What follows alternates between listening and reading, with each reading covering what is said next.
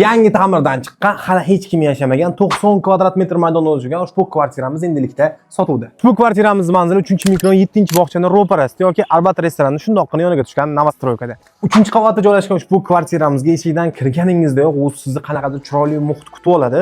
Menimcha sizga ham uyimiz hozirdan yoqdi, bitta like bosib qo'yasiz. Eshikdan kirganda alohida prixoshka mebellarni joylashtirib ketishgan ekan, yaxshi ideya qilib va birinchi ko'radigan xonamiz bu uyimizni oshxonasi. Oshxonamizni ham mebellarini juda ham chiroyli ranglardan tanlashibdi. Parda gilam, ob'oylar rangi hammasiga bir-biriga mos bo'lib turibdi.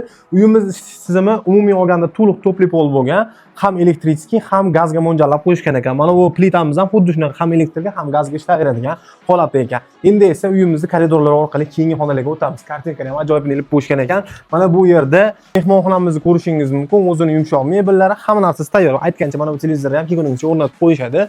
Televizor ham qoladi. Siz videoda nima ko'rgan bo'lsangiz, hammasini qoldirib ketishadi.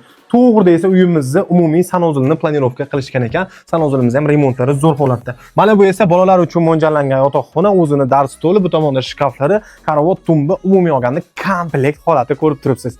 Va uyimizning so'nggi ko'radigan xonasi bu kattalar uchun mo'ljallangan yotoqxona hisoblanadi. Yotoqxonamizning kengligini qarang. Uyimiz skvoznak ikki tomondan ham havo zo'r aylanib turadi. Bu tomonda shkafi, TV zona, bo'yinishchi alohida zona, qo'shimchasiga ichkarida o'zini sanozili ham bor. Ikkita sanozili ushbu kvartiramizni hujjatlari joyida, kadastrlari tayyor holatda ekan. Narxiga keladigan bo'lsak, notarsga borib pulini sanaverasiz. 64.500 dollar barakasiga ozmoz o'tadigan joyi bor. Pastdagi telefon nomerini qoldiraman, bog'lanib ushbu kvartirani sotib olishingiz mumkin.